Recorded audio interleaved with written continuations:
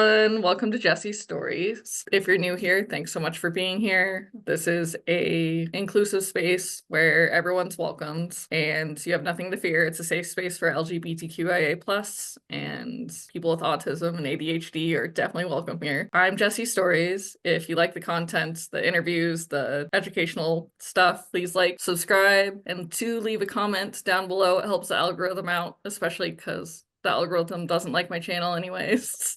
Please help out. And today on the show, we have Mandy. She's going to talk about herself. If you can introduce yourself and what you do. My name is Mandy Hawk. I am the Chief Magic Maker of Proud Empowerment Business Solutions. I'm also a parent and an advocate. A little bit of the business is just focused on inclusive, impact-driven businesses, and I'll get into that more later. What's your business and what do you do? So Proud Empowerment Business Solutions, and so I have worked in design in some capacity since I was very, very young. My father had a print shop and I was a young neurodivergent busybody and spent a lot of my time there in the evenings and after school and over the summer. And I kind of drove everyone crazy. So they quickly put me to work. And so I spent a lot of time in the graphic design office. I learned early Quark Express and Photoshop. And there was one summer that I think I updated like 200 hospital forms. And then through there, I've always had a side hustle, design work and marketing support. At the start of the pandemic, I had been working for 10 years at an LGBT social service agency, and my position was eliminated. So I was rambling for figuring out what to do and how to make money because I couldn't just go get a job. But I also always wanted my own business ever since I was very, very young. So I looked for ways to use my skills, which I leaned into sort of my administrative background as well as my graphic design background and started freelancing. And then it's actually going to be 3 years in September that I have had the agency with the name Proud Empowerment Business Solutions, because at first I just was like taking any job and anybody and anything that I could do to sort of survive. But I ended up at the beach at one point, like crying because I was having a hard time waking up in the morning and doing work. Like I just didn't want to do it. I had clients that just couldn't do it. So all of that to say, I work with impact-driven businesses to help them with their marketing, whether that's design or SEO or website, where my real special sauce is like zooming out and seeing the high-level strategy and how all of the pieces fit together to really authentically elevate their brand in like the online world. I love that. That's awesome. How was it fostering an LGBTQIA+ teenagers? Interestingly, it was like 2011 and all sorts of things changed in my life that year. I bought a house. I started working at the LGBT social service agency, and probably 2 or 3 months after I had started working there, I was deeply integrated in the community. I was going to all of these meetings and reminding them that at least 10% of their population is LGBT and like helping folks adjust their policies and procedures and how they work with young people. And I was approached by Candy, who is a Wendy's Wonderful Kid recruiter, which is an adoption recruiter with the foster care system. And I should have known at the time, but I didn't. She was like, I have this 17-year-old lesbian. Would you be interested in mentoring her? And I was like, oh, I would love to mentor her. And then we fell in love. Just like, I was like, this is my kid. Like I knew immediately. It was so weird. He is just the light of my life, 29 now. Makes me absolutely crazy, but I love her. We have a really, really strong connection. And but I think it was about 13 or 14 kids total that had come through the house over the 8 years that I fostered, mostly teenagers. There was a period that had a tiny, tiny baby from the NICU for 2.5 years, and then another kiddo for like 9 months. And then just had done little respites here and there where, the kiddo's foster parent is on vacation or going through something and you'll just take the kids for a couple of weeks. The kids were amazing. The system is horrific. There is so much that needs to be corrected. There are people who really, really care, but then the entire system just treats kids like numbers and like they don't matter. And it was like a second full-time job to advocate for kids getting the services they needed and linked up to the programs and just the attending of the doctor's appointments. Because I would say just about every kid that I had move in, like there were issues that weren't being addressed for previous foster family or the previous group home. And so we'd spend the first like 3 weeks like going to all of these doctor's appointments and IEP meetings and just dealing with things that had been neglected previously. So that part was exhausting, but the connection, like I had a 14-year-old young gay boy and took him to his first pride the weekend he moved in actually, and just seeing the shift in the shorter period of time that he was with us where like we had taken to get it gotten to get it we took him to go get a haircut, and then he walked out into the living room and I was like, oh, how do you feel, like how do you like your haircut? And he goes,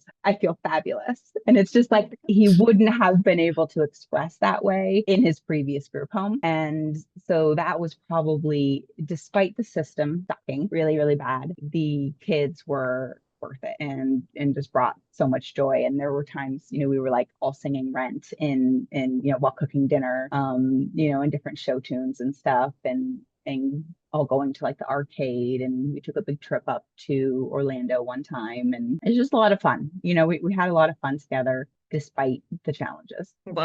I love that story. The Harry, well, him getting his first haircut is pretty awesome. So I cute. love that So so cute. much. Yeah. And I just know that, would not have been okay to express like that many other places. So I loved that, being able to create that safe space to feel comfortable doing so. Oh yeah, safe space is so, so important. And then how's it being a grandparent? Yeah, my youngest daughter had a baby in January 2024, and she is adorable. Just precious. And they're so quick. At that age, they just grow so fast. It's like every time I see her, it could just be a week and she's like feels like way taller, more expressive, saying more, doing more. But it's sweet because I get to experience. It's like she's my youngest daughter's always called me, not always, but pretty soon after she moved in, she started calling me mom. But it feels different now when she like calls me about grandbabies, problems. Like she's doing this or she's doing that, or what should I do?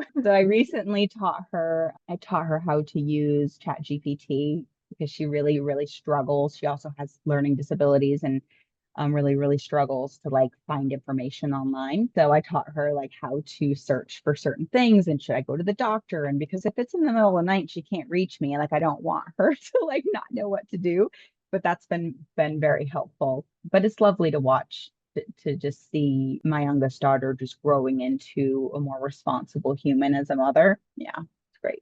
What did you do to recover from past relationships? Ooh, depends on the relationship.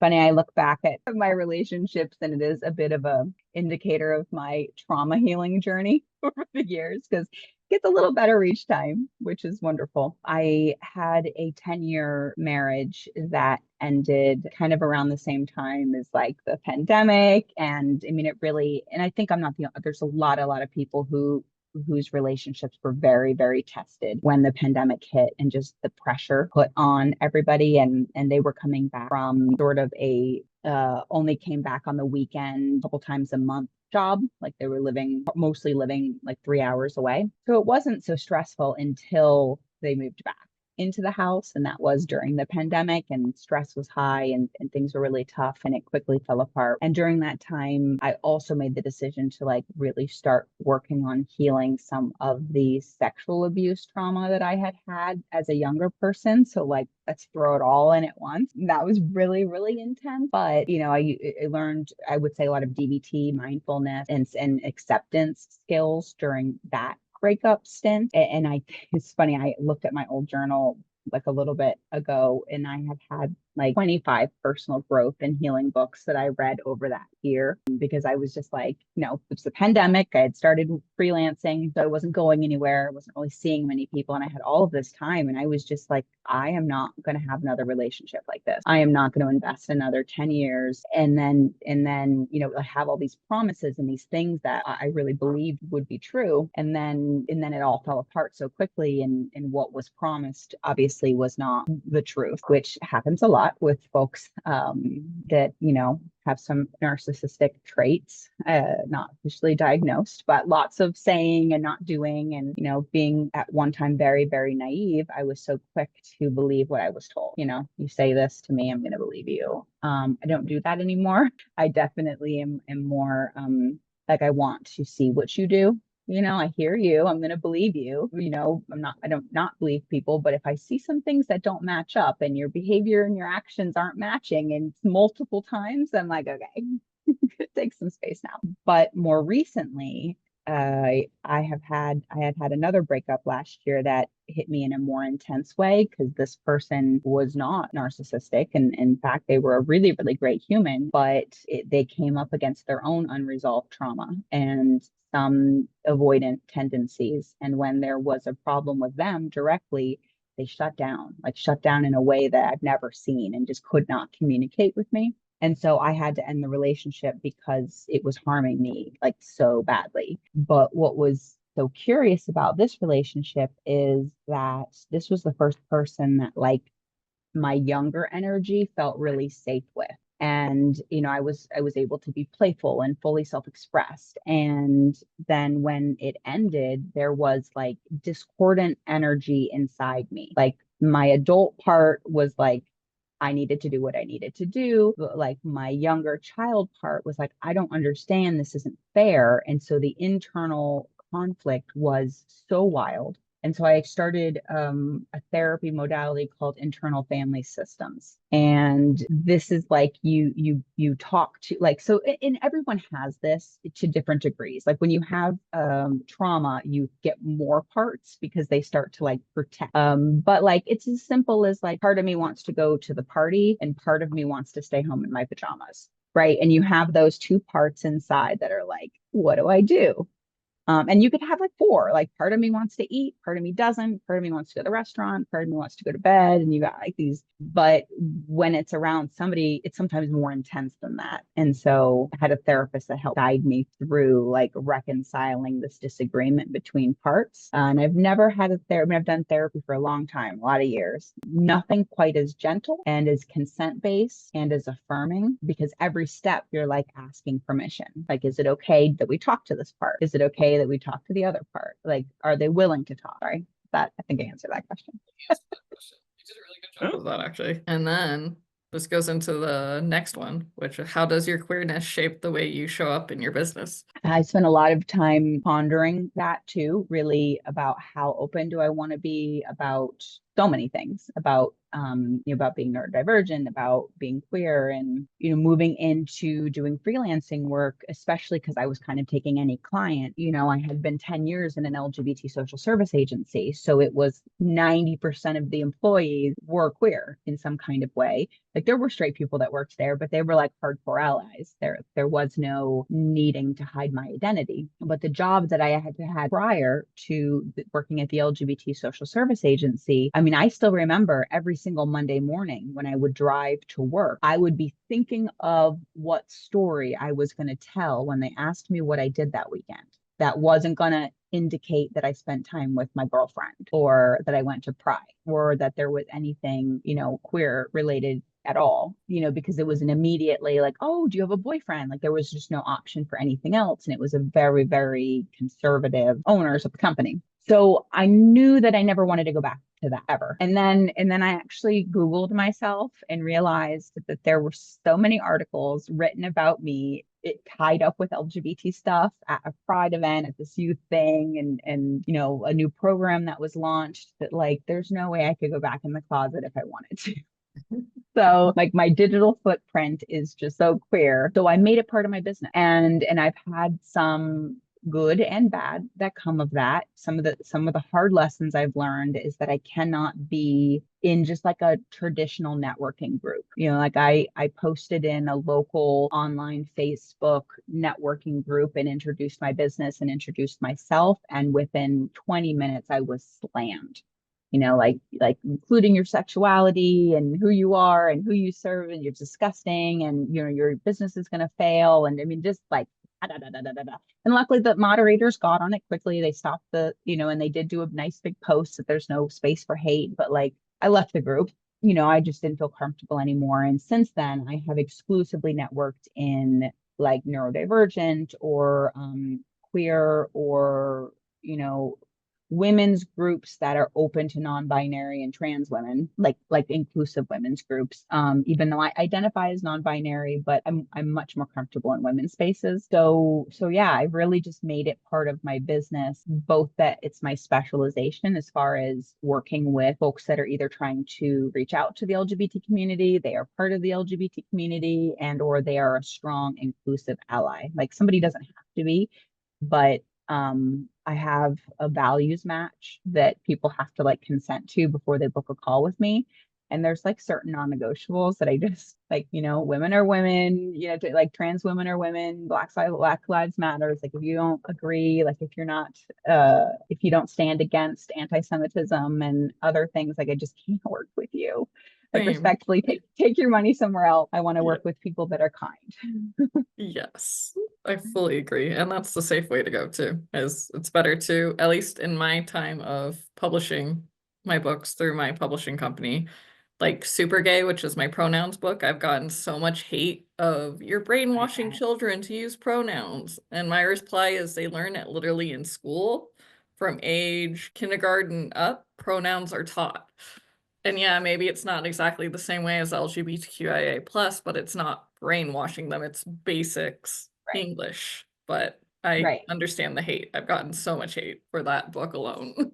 But Well, and being, and this is like where I've had to make accommodations for myself is recognizing that I am a highly sensitive person and it can derail me so hard. So I really have to make as much concerted effort as possible to just avoid things that could, I mean, there's certain times you just, like you can't avoid it. But yeah, I'm not going to go network in a regular networking group again. I'm not going to go to a local networking group here. Like I will go to an LGBT focused one. But those are choices that do unfortunately restrict my business in some ways. So it does make it a little bit harder.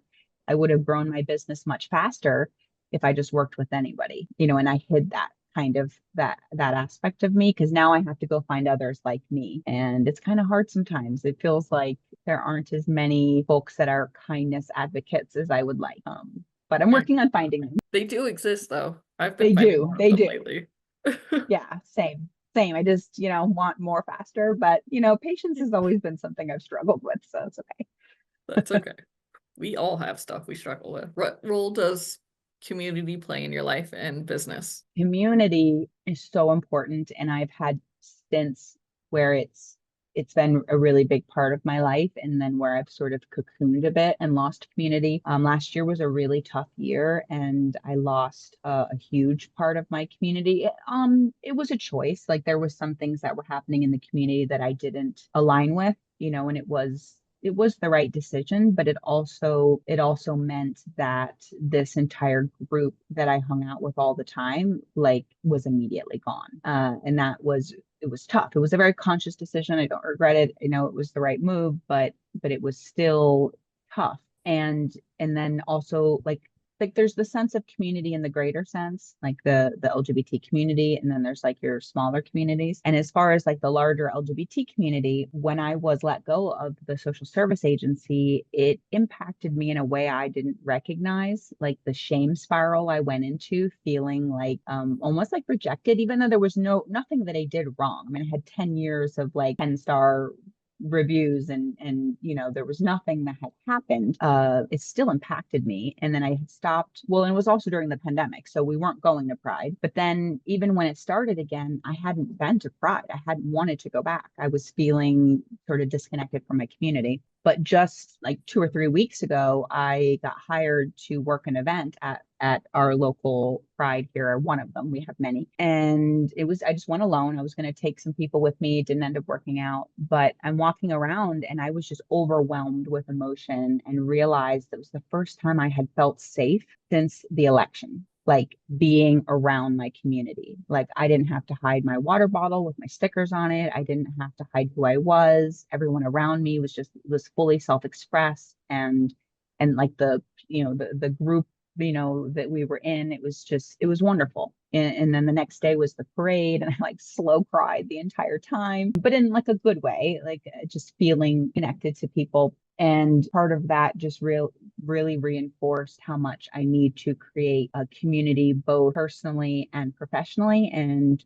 part of how I've been doing that is I'm launching, as soon as there's enough interest, Proud Academy, which is going to be a digital marketing done with you program, but also community. I'm going to be building it out of Discord, where there's like service swaps for business owners. Like maybe somebody's really good at email and someone's really good at websites, and they can do time for time exchange. So like business owner mutual aid, as well as like a request and an offers, and then setting up like accountability pods. And so folks can, start building their businesses in whatever way, but with support. So because I'm pretty much the only person I know, other than just a few, that are business owners. Most everyone I know are W-2 employees, and the few business owners they do know, it's like they have a different model. It's not an online business, and it's lonely. Like lonely running your own business and not having someone else to like workshop things with, and the kind of things that you're struggling with, it's not the same when you have a paycheck and you can just like clock in and clock out and go home. So anyway, I'm very excited about building that, knowing that that's going to be bringing in a huge sense of community for a whole bunch of people. Because I see it all the time from other business owners and in a lot of these groups I'm in, and I'm not the only one that feels like isolated and alone in their communities. Understandable. I'm glad that you're finding ways though. What helps you reconnect to yourself and things when things feel messy or uncertain? I have like a bazillion tools, but I've been leaning into queer joy lately. Just what can give me some joy in this moment. And sometimes that's going for a walk. Sometimes that's like I've been making it a point to go to the community pool once a week in the morning. I just like readjust my schedule, because that's one of the nice, being a business owner is so hard. But one of the nice things is like freedom of time. I can adjust my schedule, and then, really just playing, and allowing myself to have fun. That's been how I've been getting through all of this. It's a good way to do it. What How about advice would you you? give? Can I ask What? you a question? How Yeah, about you? ask Can I me. Ask. What kind of stuff have you been getting? Have you been doing to move through this? Uh, All of with this stuff. all of The this state stuff. of the world, like how are you taking care of yourself when everything feels like it's falling apart? Well, one thing I do, I'll just show it. I've been showing it off lately. It's one of my favorite fidgets that even if I'm doing an interview like this, because I do get nervous and I do get overstimulated sometimes. This is Charmander, one of my favorite Pokemon. I do love Charizard. I love his whole evolution. But yep, I love Pokemon. But this is a comfort for me. So just having this with me, I can't bring it to my day job. That's ultimately helping fund my business and getting it ready. And I hope to have it up by July, but this is one way. Another way I do it is just taking a shower, because that also is a calm down thing for me, is feeling Yeah, I love clean that. and in control of cleanliness. I don't know, that's always been a thing of mine. And then going on a walk with my dog, loving up on my kitty who's on my bed right now, or just little small things for me, because at least when I go to my day job, I can't have this because it will be I taken away know, from that's so me. I sad. wish I could, but I can't. So in that case, I use this as my backup of stimming. Yeah, love But that. that's mainly what I do. Or I just talk to a friend. Or honestly, these interviews have been incredibly great. I love every person that I've talked to, because sometimes we match a lot. Like you and I actually have a lot in common. And then there's others that maybe they didn't know something about themselves and they discover it during the interview. Like you'll see, well, your interview comes later after hers. You'll be in May. But yeah, Amanda Montell, That's so highly fun. recommend seeing that one, because I kept I some love of the that. rawness that she had in it. But yeah, it's really fun because you get to see people even grow in these interviews too, including myself. I've grown a lot. I watched my first interview, which was on Escaping Twin Flames with Morgan. I love her very much. My discovery of my autism ADHD, since I am fully aware of my own behaviors, and that interview proved it. And I've gotten to see my growth. That also helps me. I love that. Yeah. So just the fact that everyone gets to grow here in this space. And most of the time, most people just let the interview be raw. And most of the time, if you leave it to me, it's going to be pretty raw, just so you know. But everyone, I love watching like interviews like this too, and really I have been on like a kick recently of watching like Jay Shetty and Lewis Howe's podcasts and the interviews of other people doing major personal growth work, and it's so cool to see how often they'll be like having a conversation and they'll be talking about a story and just say like, wow, I didn't actually even realize that until I'm saying it right now, but this thing connected to this thing. I can see how I did this thing now. And it's fun to watch the awareness happening like right there in the moment. yeah, it is. And this is, at least the interviews will in fact be podcast of Jessistories. The interviews are meant to be a podcast and will be once I get the song written, whenever that happens. But just to answer your It question, will. besides the randomness, that's the things I do to keep myself, and writing. I guess my memoir is a big one, though I have avoided it a couple times because of trauma. But my I memoir get that. from I my get cult. that.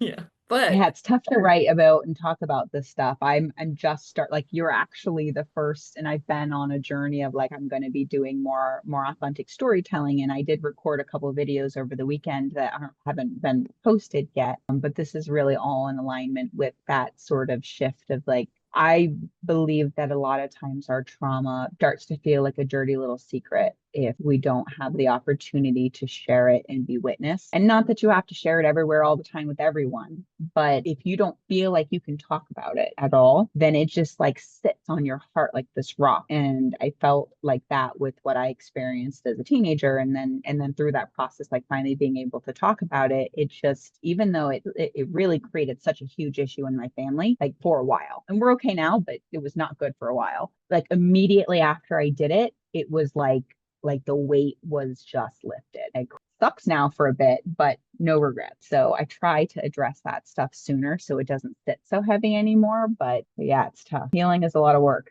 wrong people, such as Twin Flames Universe. Do not fall for them. That is just my personal opinion and experience, and I will say that everywhere I possibly can. But yes, so true. And healing with the correct, like, therapists that are actually HD and actually have people watching, and like Dr. Shannon, she is in the same group we're in. I will send you her video just so you can see her. She's pretty awesome. She actually is in the field within knowing narcissists, and I really liked what she said on there, and I referenced her in my memoir. I just told her that recently because Oh, that's cool. I want to highlight more queer people. She's a queer PhD therapist who helps Oh, that's other people fantastic. through their childhood trauma. So she's awesome. I love her so much. But yeah, that's what I thought of when you said that. But what advice would you give to someone queer and questioning whether they're ready to take up space online or in a business? I think that's a good question. Yeah. I mean, I had shared a little bit earlier in the interview just the process I went to kind of go through to decide like how open I wanted to be in my business. And then I had kind of already realized at that point just there was like an outness of no return for me, but not everybody is there. So, and also I'm at a place in my life that there's nobody who doesn't know, not family, not friends, not work, like nothing. Like I'm all the way out. But when you're at a different, I mean, there's so many things to consider. And obviously, every situation is very unique. But you have to consider safety first and foremost. Like that's absolutely the number one thing that we used to always talk about when working with young people who were questioning whether they should just even come out at all. Like it's like at home, like how safe is it? Are you going to get kicked out? Like are you going to be okay? Because safety is the first. But as far as your business goes too, that's like a really big thing to consider. It depending on what your field is, and not every, like if you are a business that's from your brand, like your brand, you are the person that's running the ship and it's really based around you. It almost feels like as a marketer, I would say if you're not open, you're not really able to be authentic and your message is not going to resonate. It's not going to connect in the way you want it to. Now, if you're running just a business and you're just the leader behind a business, maybe you don't need to. Maybe it's not as important. But if you are the brand, inauthenticity is so easy to spot, especially if you are a neurodivergent person that sees patterns. And I feel like it would take your business years longer than it needs to be to get to the place you want to be if you're trying to hide such a core aspect of who you are. Yeah, so those are the things I would consider. If you're a personal brand, and if you're not comfortable yet, go to therapy. Find a good person, get a coach, like work on feeling like how can you feel confident? Because it is a core aspect of who you are, and you shouldn't, despite what anyone might say, you should never have to hide or feel like you need to hide that. Not that it needs to be like a center of your message, but it also needs to not be something that you're not talking about. Yeah, and I fully agree with that. It's so important to be true to yourself because with me, at least not knowing I was autistic with ADHD, it makes it harder to, yes, I'm a autistic slash ADHD person with the ability to recognize patterns, but my patterns are within human behavior and the course of that behavior, where that's going to go. And I can actually predict correctly where that's going to go. In the past, I didn't trust myself, but now I fully trust myself Right, and can see right. right away where it's heading, if it's going to be danger or safe. And Absolutely. I've had so many past employers that don't understand difference, pretty much gaslight me and saying you're wrong, only for me to watch the exact situation I saw in my head from the behavior happen in front of my eyes. But it is important to be yourself and to also not believe the gaslighting. It's important, like Dr. Robin Stern, yay, said her name correctly for once. She's an expert in this. That's her field. She's done 30 plus years in studying gaslighting. It's good to learn the gaslighting signs Ooh, and what to yeah, look for, because especially being part of the community we're in, the vulnerable community we're in, we are part of the minority, not majority. And with that comes more gaslighting because we don't match your typical stance on things and see things others can't. And due to that, right.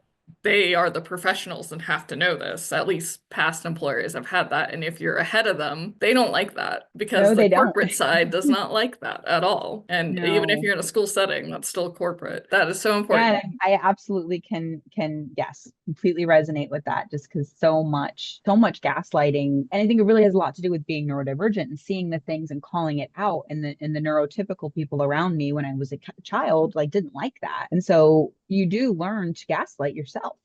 Like where Mhm. you're like not you're like, oh no, that can't be true. Like I don't think so. And really second guessing the hardest really the hardest part of healing my ex-husband was recognizing that I had been ignoring my intuition for so long and that I had seen things and I did know there were problems, but I was gaslighting myself essentially, and saying, no, it's going to be okay. And no, we should just believe, and maybe you are making too big of a deal out of this. And maybe you do need to chill out. And really like, no, it was a problem. So yeah, but I believe myself now. So good luck trying to gaslight me now. It won't happen. I'm like, no, That's no, where no, thanks. I used to gaslight myself too, at least when it came to, because I had one employer in the past pretty much tell me, even though you were a child with special education, you don't understand the kids at all and can't connect at all. Like that's one of the biggest gaslights I've ever gotten, but I fell That's for it wild. then. I don't anymore. If anyone has anything to say on that, I go, okay, you can see for yourself. Let's see if I'm right or wrong. That's Right. how I take the Right. Let's situation now in the spot in the moment because I literally can, because I know the behavior that's coming next and I'm confident in myself and know I'm not wrong and I will right. bet you on it. Go ahead, try to gaslight me. I've already had that for most of my life, so bring it. Yep. Yep. No, I know I've done too much training and education now, and I'm like, I see these red flags and I know what they are, and I'm not ignoring myself anymore. All very important things. And then if you could, Mandy, let everyone know where they can find you or if they're interested in going to you and Yeah, having this. absolutely. Yeah, if there's anyone ever interested in inclusive, compassionate, and very mental health focused, wellness focused digital marketing, literally anything from websites, email, branding, SEO, and ads. Proudempowerment.com is the website. And then we are very excited to, and I think I gave you the link to include in the description because it's longer than I can say, the early access list for Proud Academy. and it's going to be just $9 a month for a ton of live touch time and a full evergreen, very simple to understand course that really breaks down all of the like intense marketing jargon that tends to overwhelm people, and like really really explains all of the things in a basic level, like what is a funnel, what is a lead magnet, why do you need them, and explains how they all work together.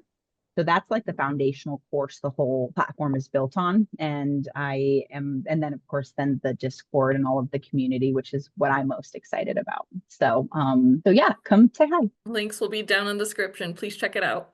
And thank you so much for being here, Mandy. Thank Uh, you. It was fun. yeah, this was a lot of fun. Embrace your truth, tell your story. You have a story to tell, I have a story to tell, so let's tell our story. Till next Saturday, everyone. Peace. Bye, guys. Oh, yeah, and like and subscribe.